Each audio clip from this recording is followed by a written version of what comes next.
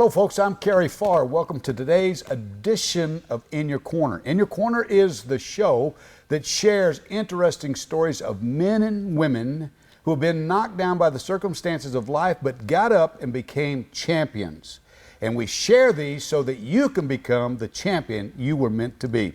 Today, one of the great boxers of the 70s and 80s and even 90s, Jerome Kid Coffee, joins us. Jerome was an amazing athlete, an amazing boxer. But friends, if you love boxing, call your neighbor, call your friend.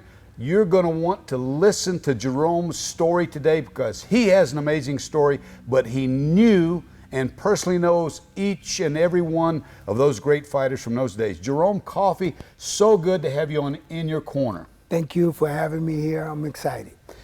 Jerome, you know, of course, I've known you for a long time and followed your career because I've lived here in your town, Nashville, Tennessee, back, in the days when you were a young man. How did you get started boxing? Well, I was in South Nashville, and me and about 8 other kids decided to go to a place that we heard that was doing boxing.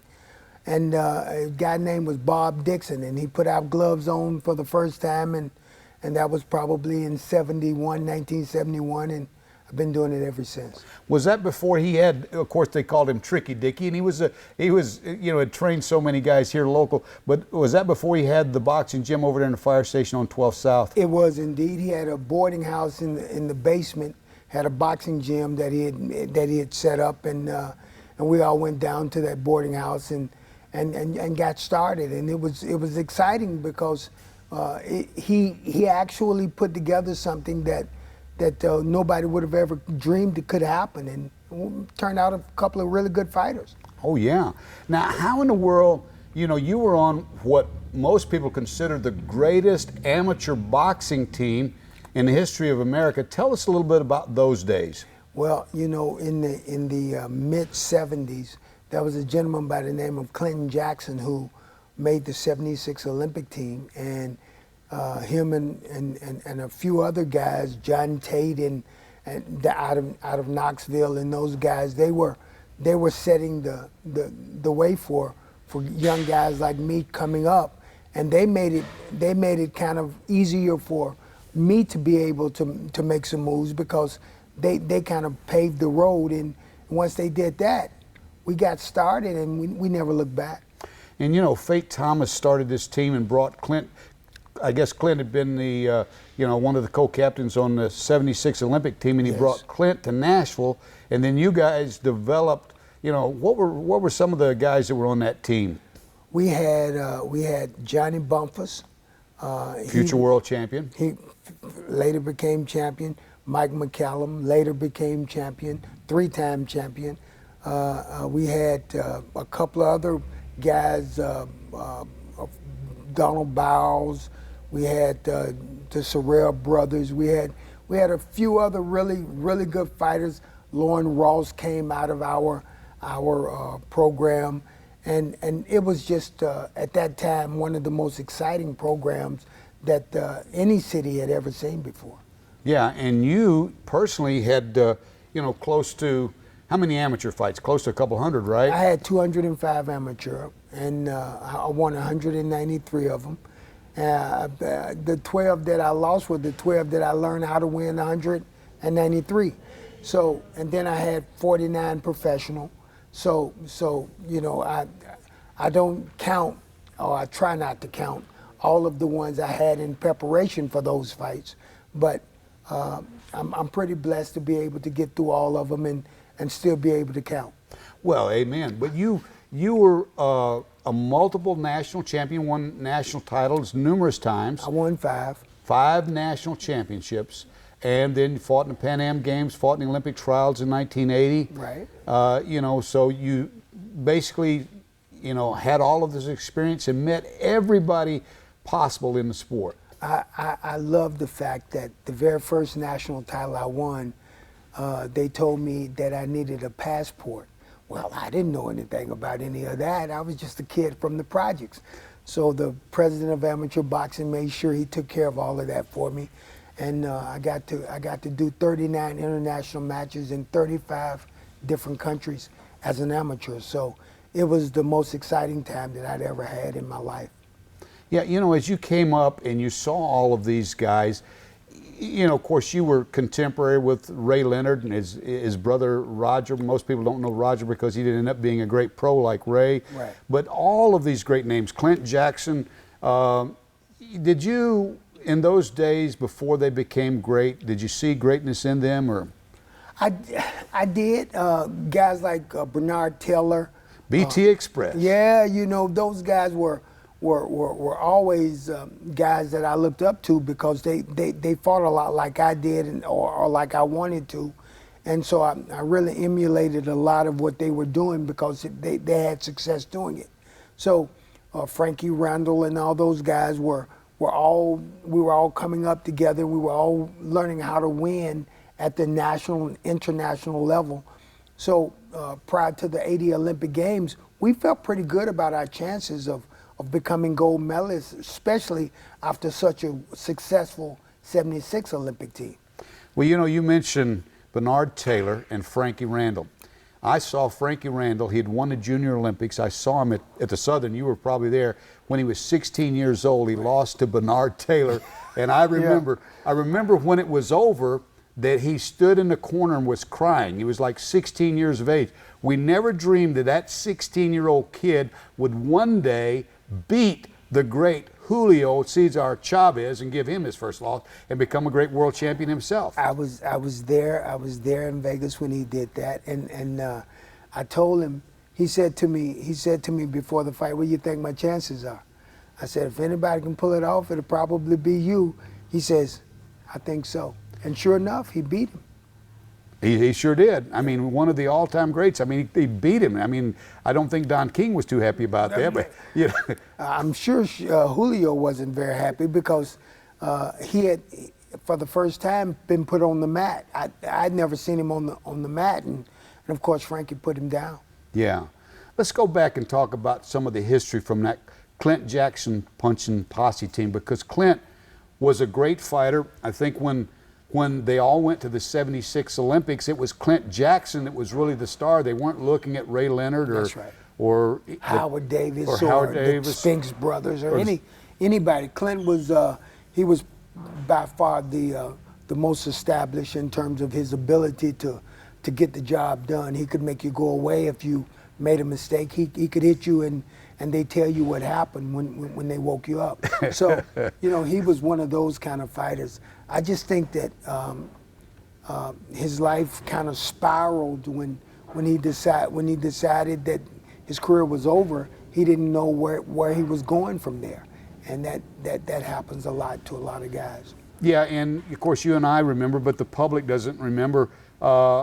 After he had the fame and all of that, and later and all of that was gone, he basically took a man and tied him to a tree and held him for ransom. Sure. And is ending up spending life in prison today. And I think you told me earlier, it's been like 30 years he's been in prison. He's been in now more than 30 years. And some years ago we wanted to check on him and try and see if there was anything we could do to help, because we didn't understand why he was in for so long. They gave him life, but I don't think life is more than 15 or 20 years. And he's been in for more than 30. And so we tried to petition to get him out, and only to find out he had no interest in getting out.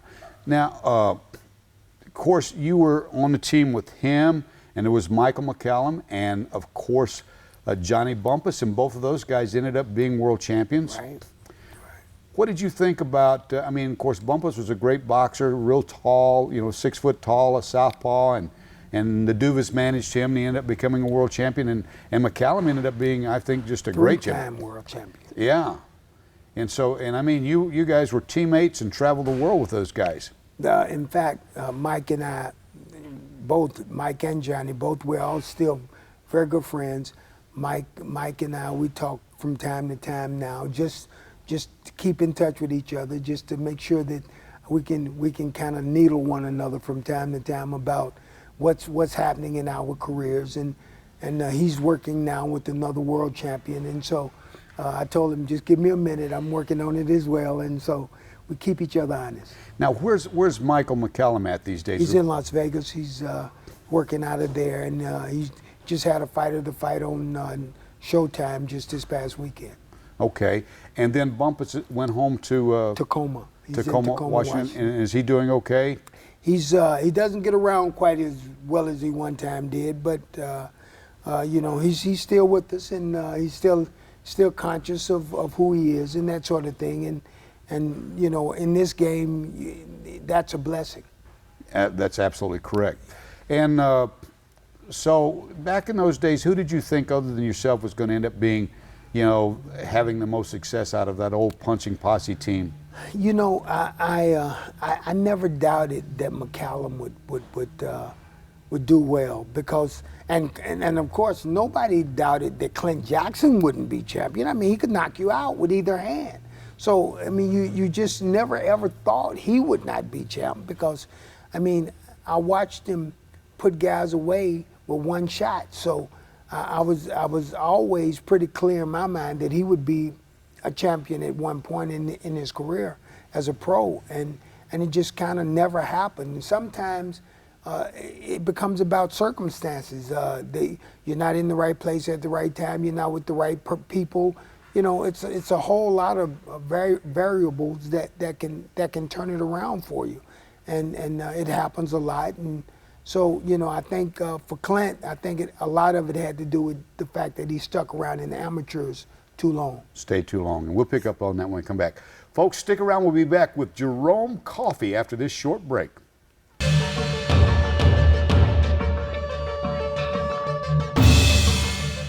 Hello, friend. I'm Kerry Farr, the host of In Your Corner. I want to ask you a question. Are you struggling with substance abuse, alcohol or drug addiction, or some other form of bondage that's got you tied down and won't let you go? Would you like to be set free, but you can't do it on your own? You need a little help? Well, I've got good news for you. In Your Corner Ministry spent 2 years developing a program called Addiction Knockout. Addiction Knockout is loaded with the tools that you need to be set free from the bondage of addiction. Addiction Knockout has a workbook, and it has 12 coaching videos that run for 12 weeks. We call it 12 rounds. And it also has 12 testimony videos of men and women just like you who have overcome this bondage of addiction. People are getting set free every day, and you can too with the tools that we have put together for you in Addiction Knockout. Addiction Knockout will help you identify the pain that caused you to start self-medicating in the first place. It will help you restore that broken spirit or that broken soul part of you that's been destroyed because of this addiction. It will help you also restore relationships with friends, family, neighbors. It will also help you find forgiveness for yourself and for those that you feel like have harmed you. My friend, I want you to have this program because I believe that it will help you. This program is something that you can go through yourself individually. You can take it and work right through the workbook, watch the videos, and go right through this program yourself. It's valued at $150.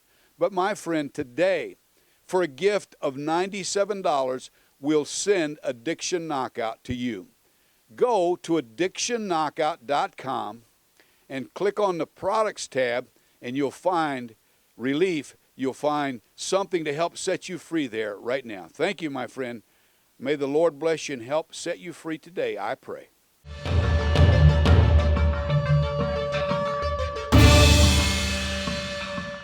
Okay, folks, we're back with Jerome Kid Coffee, one of the great boxers from the 80s. Actually, you fought in the 70s, 80s, and 90s, didn't you, Jerome? I did indeed. My professional career ended in Macau, China, and it was only because I had promised they told me Muhammad Ali, they were making it Muhammad Ali the fighter of the century. So it was 94, and I decided that I'd go over and do it because it was for Muhammad. Yeah, and I was supposed to have been on that trip, and I took one of my fighters and put him somewhere else. So I'm sorry I missed that one. That was a great trip. But you know, Jerome, the beautiful thing, and of course I got to do it as a manager and trainer, not as a fighter, but you got to see the world. That's what hooked me. When I won my first national title, the most exciting part of it for me was that they told me to get a passport. And I didn't, you know, what I was from the projects, a passport, what exactly is that? Sure enough, the president of amateur boxing got it for me, and I got to see the world balling my fists up and winning. Saw the world. And folks, don't pay any attention to the noise. We're not in the studio, we're in the boxing gym, the kickboxing gym, and a train just went by.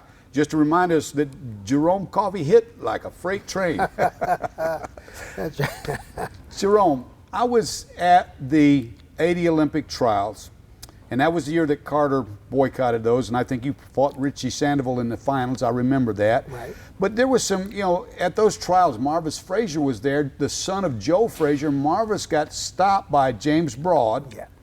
and Broad won the championship. Right. Bumpus won that night. Bernard Taylor. Bernard Taylor Jackie won. Beard, yeah.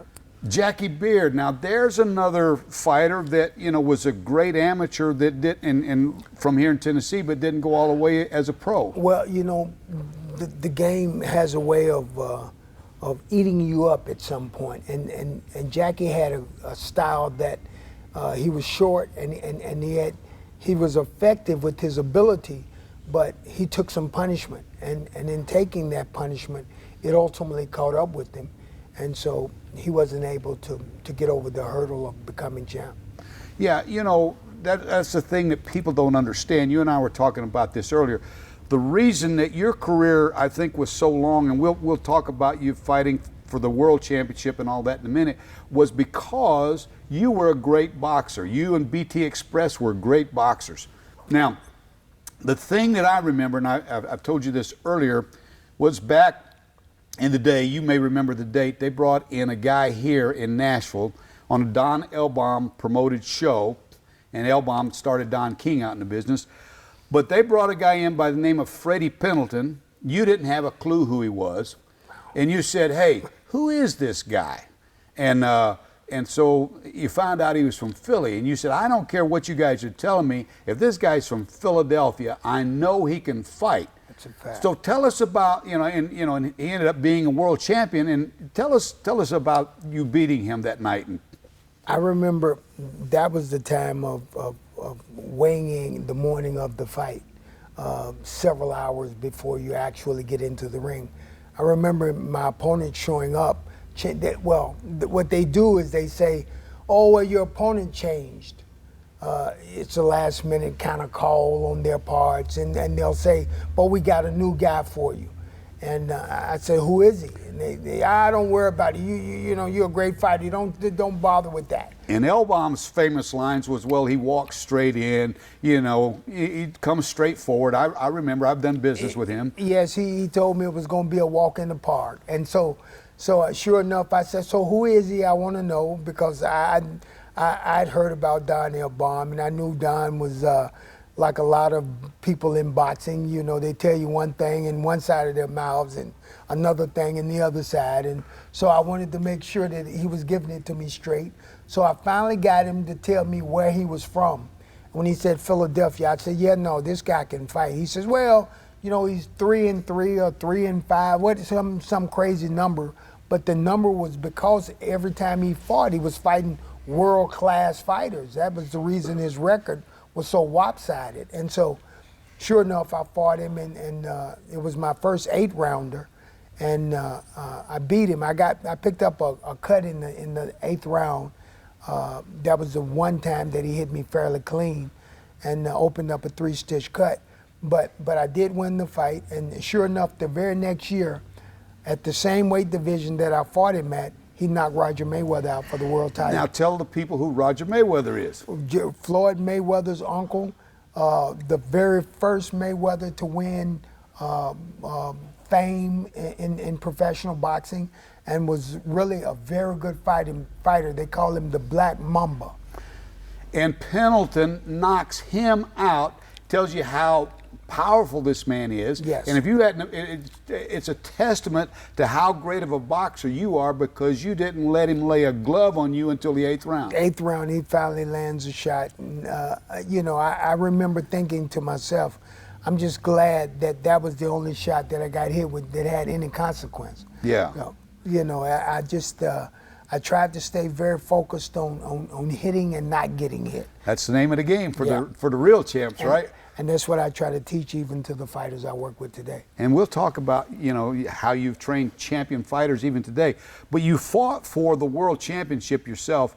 And folks, I don't know if you know this, today a world championship fight is 12 rounds. Well, that's not the way they did it back in the day. Men fought men in those days, right. and it went 15 rounds, 15 right? rounds. And so that from round 12 to round 15 was what we call the championship rounds. You better believe it. You got on an airplane and flew all the way to Australia, overcame, you had to get acclimatized and all of that stuff, and in a short period of time, and fought Jeff Fenech, who was a very rugged champion. Tell us about that experience. Well, they sent me a video of Jeff, and it was 8 minutes long, and it was every opponent that he had fought, because he knocked them all out before 8 minutes of a tape ran out. And I didn't know if they were trying to get inside my head or what, but sure enough, he was putting guys away left and right, and so I started looking at him and watching some of the things that he did and how he put guys away, and certainly I wasn't a guy that was going to be accessible to standing in a corner and letting him, just kind of. Yeah, you weren't going to let him hit you. No. If he hit me, he was going to get lucky. He's going to have to earn it. You can bank on it. And so, sure enough, the fight went 15 rounds, and when the smoke settled, he was still standing, and he got the decision. Yeah, but what was that like? Was that a great experience being there in Australia? And it was. Australia was I had never been there as an amateur, so it was one of the first times that I got to be involved in that whole situation. And so when I got there, they were treating me very nicely, and I didn't know how to take that, because I knew that they couldn't have wanted me to win.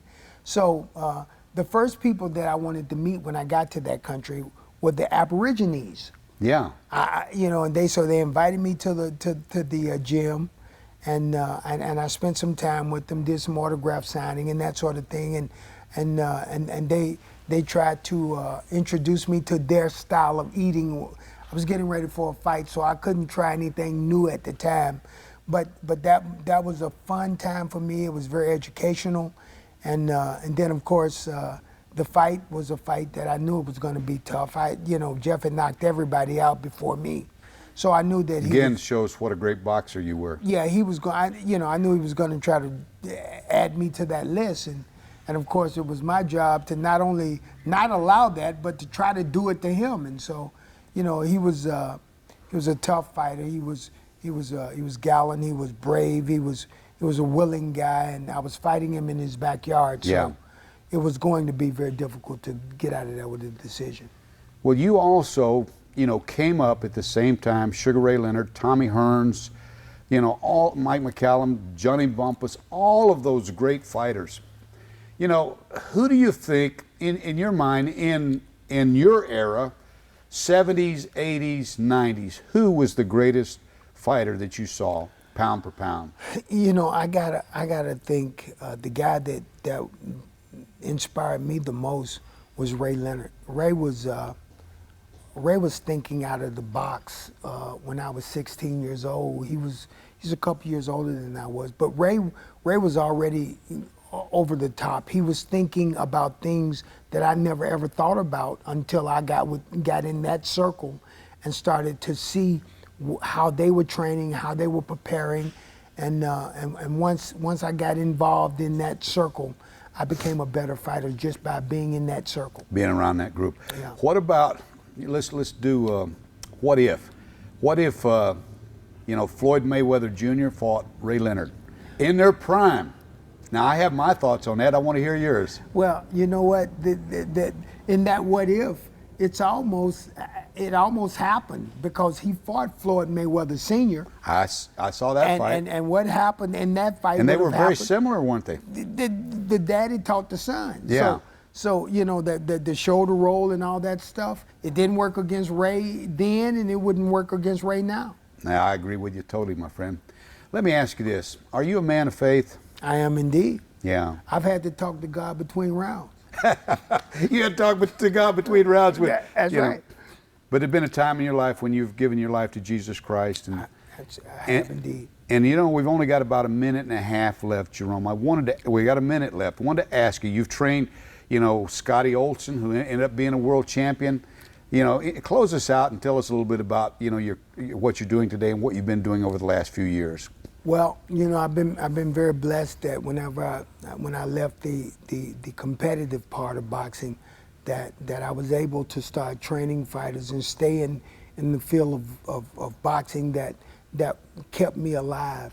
And so I think my sanity has been because I've been able to stay a part of this. And so I'm working with some young kids now, 11, 12-year-olds, and they're hungry, they have the desire for the game, and because of that, it's kept me very blessed, very, very happy with what I'm doing and who I am and the direction that I've taken at this point in my life.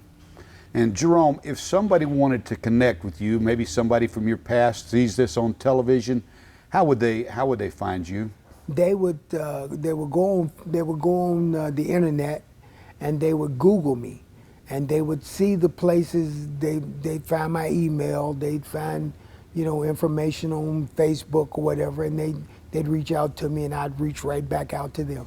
Well, Jerome Kid Coffee, man, I can't tell you what an honor and a privilege it is for me to have you on In Your Corner and catch up with you after I haven't seen you in 20 years. Thank you so much for joining us today on In Your Corner. Thank you, Kerry. Thank you, brother. Thank you. Friends, thank you for watching the program today. I hope it encouraged you as much as it did me. Jerome was one of those guys that didn't get knocked down. But I want to tell you, if you get knocked down, if you'll dust yourself off and get up and keep fighting, you might have to fight a couple more rounds, but if you'll keep fighting, you'll be victorious and you'll be a champion. We'll look forward to seeing you again next week on the next edition of In Your Corner.